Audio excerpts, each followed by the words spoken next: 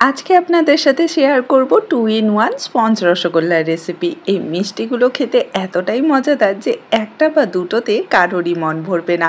দোকান থেকে তো অনেকবার রসগোল্লা কিনে খেয়েছেন, কিন্তু এই রেসিপি ফলো করে জাস্ট একবার বাড়িতে এই স্পঞ্জ রসগোল্লাটা বানিয়ে দেখুন, এতটাই টেস্টি হবে যে আর বাইরে থেকে কিনে আনবেন না। ভেতর পর্যন্ত পুরো জালিদার, তার সাথে রসে ভরা। ছানা তৈরি থেকে মিষ্টি তৈরি পর্যন্ত প্রতিটা ছোট ছোট ডিটেলস আজকে এই রেসিপিতে শেয়ার করব, আর তার সাথে নিজেদের পছন্দ মতো ফ্লেভারে কিভাবে স্পঞ্জ রসগোল্লা বানাবেন সেটাও শেয়ার করব। তো হ্যালো এভরিওয়ান, কেমন আছেন আপনারা সবাই? আশা করি আপনারা সবাই ভালো আছেন and welcome to my channel. তো আজকের এই রেসিপিটা যদি আপনাদের ভালো লেগে থাকে অবশ্যই লাইক আর শেয়ার করবেন, আর আমার চ্যানেলে নতুন এসে থাকলে চ্যানেলটাকে সাবস্ক্রাইব করে নেবেন। চলুন তাহলে শুরু করি আজকের এই 2 in 1 মজাদার স্পঞ্জি রসগোল্লার রেসিপি। তো রসগোল্লা তৈরির জন্য প্রথমে আমাদের ছানাটা তৈরি করে নিতে হবে, আর আজকের এই রসগোল্লাগুলো আমি ফুল ফ্যাট দুধ দিয়ে তৈরি করব। তো এখানে আমি 1 লিটার ফুল ক্রিম দুধটা নিয়েছি প্যাকেটের। আপনারা চাইলে গরুর দুধ বা টোন মিল্ক দিয়েও কিন্তু স্পঞ্জ রসগোল্লা বানিয়ে নিতে পারবেন, সেটার রেসিপি অলরেডি আমার চ্যানেলে দেওয়া আছে।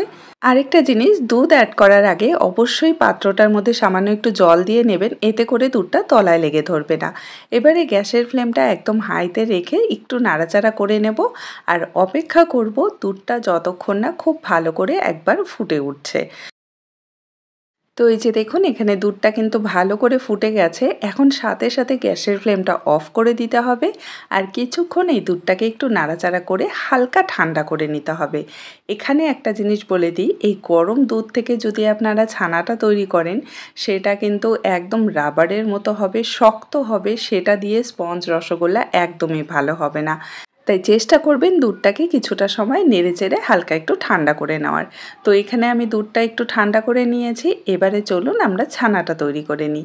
তো তার জন্য আমি এখানে 3 টেবিল চামচ ভিনেগারের সাথে 3 টেবিল চামচ জল মিশিয়ে নিয়েছি, আর আপনারা চাইলে কিন্তু লেবুর রস দিয়েও ছানাটা তৈরি করে নিতে পারবেন।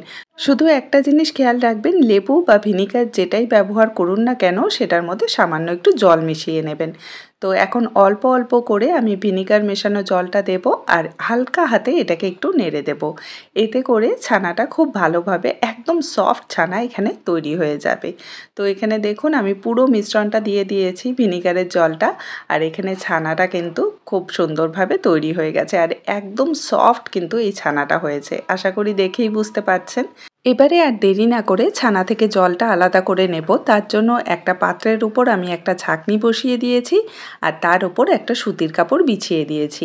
এবারে পুরো ছানাটা এর মধ্যে দিয়ে ভালো করে আগে জলটা চিপে বের করে দেব, আর তারপরে এই ছানাটাকে আমাদের 2 থেকে 3 বারের মতো নর্মাল জল দিয়ে ভালো করে ধুয়ে নিতে হবে, যাতে কোনো রকম ভিনিগারের স্মেল এর মধ্যে না থাকে, আর তার সাথে ছানাটাও যেন পুরোপুরি ঠান্ডা হয়ে যায়। এই জিনিসটা খেয়াল রাখবেন, ছানা যাতে গরম না থাকে, এতে করে কিন্তু মিষ্টিগুলো ভালো হবে না। তো এখানে আমি ভালো করে ধুয়ে নিয়েছি। এবারে এই জলটাও আমি ভালো করে চিপে ফেলে দেব। আরেকটা জিনিস, খুব জোরে জোরে চিপে এটাকে কিন্তু একদম ড্রাই করে ফেলা যাবে না, পুরো ময়েশ্চারটা বের করা যাবে না। যতক্ষণ হালকা হাতে প্রেস করে দেখবেন যতটা জল বেরোচ্ছে বেরোতে দেবেন, তারপর এভাবেই ছাঁকনির উপর 10 থেকে 15 মিনিট রেখে দেবেন, তাহলেই ছানাটা রেডি হয়ে যাবে। এখন চলুন আমরা চিনির শিরাটা তৈরি করে নিই। তো তার জন্য একটা সসপ্যানে আমি দিয়ে দিচ্ছি 1.5 কাপ চিনি, মেজারিং কাপে মেপে, আর এর সাথেই দিয়ে দিব 2 কাপ জল। আপনারা যে কোনো একটা চায়ের কাপ বা বাটি সেট করে নেবেন, সেটাতে করেই চিনি আর জলটা মেপে নেবেন। এই শিরাটা কিন্তু খুব বেশি পাতলাও হবে না, আবার খুব বেশি ঘনও হবে না। যেহেতু আমরা ফুল ক্রিম দুধ দিয়ে রসগোল্লাটা তৈরি করছি, স্পঞ্জ রসগোল্লা, তার জন্য চিনি আর জলের মাপটা কিন্তু অবশ্যই ঠিক রাখতে হবে। এখন গ্যাসের ফ্লেমটা লো টু মিডিয়ামে রেখে একটু ভালো করে চিনি আর জলটাকে মিশিয়ে নিলাম। এখন এই শিরাটা আস্তে আস্তে ফুটতে থাকুক, আর ততক্ষণ চলুন আমরা ছানাটাকে রেডি করে নিই। তো এখানে একটা থালার মধ্যে আমি পুরো ছানাটা নামিয়ে নিচ্ছি, আর এখন আপনারা দেখলেই বুঝতে পারবেন যে ছানাটা কতটা সফট হয়েছে। আচ্ছা, এখানে একটা জিনিস বলে দিই, যদি আপনারা ফার্স্ট টাইম রসগোল্লা বানাতে চান তাহলে কোনো সময় ফুল ক্রিম দুধটা নেবেন না, কারণ এই ছানাটা হ্যান্ডেল করতে একটু অসুবিধা হতে পারে আপনাদের। তাই প্রথমবার গরুর দুধ বা টোন মিল্ক দিয়েই কিন্তু আপনারা রসগোল্লাটা তৈরি করবেন। তো এখানে দেখুন আমি ছানাটাকে হাত দিয়ে একটু ক্রাম্বল করে নিয়েছি, ভেঙে নিয়েছি, আর তারপর হাতের এই 5টা আঙ্গুলের সাহায্যে একদম হালকা হাতে প্রেস করে আমি ছানাটাকে মেখে নিচ্ছি। খুব জোরে জোরে কিন্তু এই ছানাটাকে মাখা যাবে না, তাহলে কিন্তু ঘিটা অনেক তাড়াতাড়ি বেরিয়ে আসবে। তো এখানে ছানাটা মাখা হয়ে গেছে। এবারে এর মধ্যে আমি 1 চা চামচ কর্নফ্লাওয়ার দিয়ে দিচ্ছি। এটা শুধুমাত্র বাইন্ডিংয়ের জন্য, যাতে কোনো রকমভাবেই মিষ্টিগুলো শিরায় দেওয়ার পর ভেঙে না যায়। যদি কর্নফ্লাওয়ার না থাকে 1 চামচ ময়দা দিয়ে দেবেন, তাতেও হয়ে যাবে। তো এখানে দেখুন কর্নফ্লাওয়ারটা দিয়ে আমি ভালো করে মিশিয়ে নিয়েছি। এবারে এই ছানাটাকে আমি দুটো ভাগে ভাগ করে নিচ্ছি। আর আপনারা দেখেই বুঝতে পারছেন এই ছানাটা কতটা ক্রিমি আর সফট হয়েছে। একটা ভাগে আমি সামান্য একটু স্ট্রবেরি এসেন্সের সাথে একটু ফুড কালার মিশিয়ে নিয়েছি, পিঙ্ক ফুড কালার।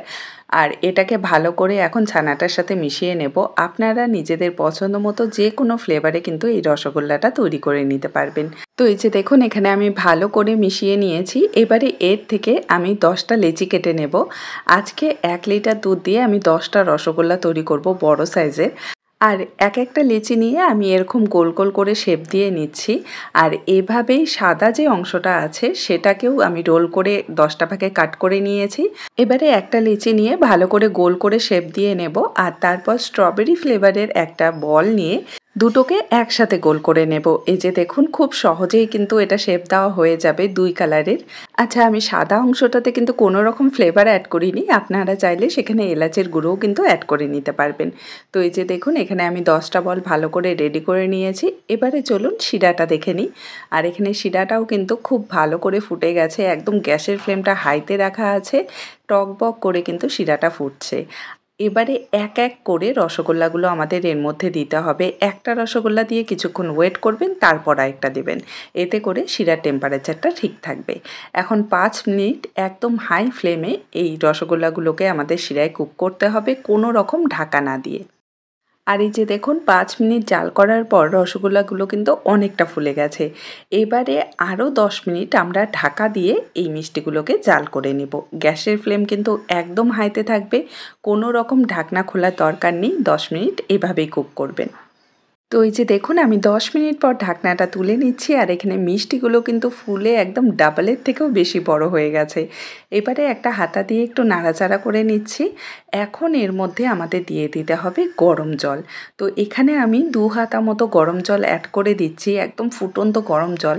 কারণ মিষ্টিগুলো 15 মিনিট ধরে শিরার মধ্যে জাল হচ্ছে, শিরাটা কিন্তু অনেকটাই ঘন হয়ে গেছে। তাই 1 থেকে 2 হাতার মতো জল কিন্তু গরম জল এর মধ্যে দিতেই হবে, না হলে কিন্তু মিষ্টিগুলো চুপসে যেতে পারে। কারণ শিরা ঘন হয়ে গেলে মিষ্টির ভেতরে কিন্তু একদমই শিরা যাবে না। তো এখানে 2 হাতার মতো আমি জল দিয়ে দিয়েছি।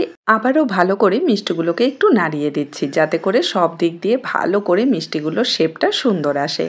তো এখন এই মিষ্টিগুলোকে আমাদের আর জাল করার দরকার নেই, কারণ প্রায় 15 থেকে 20 মিনিটের মতো হয়ে গেছে মিষ্টিগুলোকে কুক করেছি। এবারে গ্যাসের ফ্লেম অফ করে দিয়ে এই শিরার মধ্যেই মিষ্টিগুলোকে রেখে দেবো যতক্ষণ না পুরোপুরি ঠান্ডা হচ্ছে।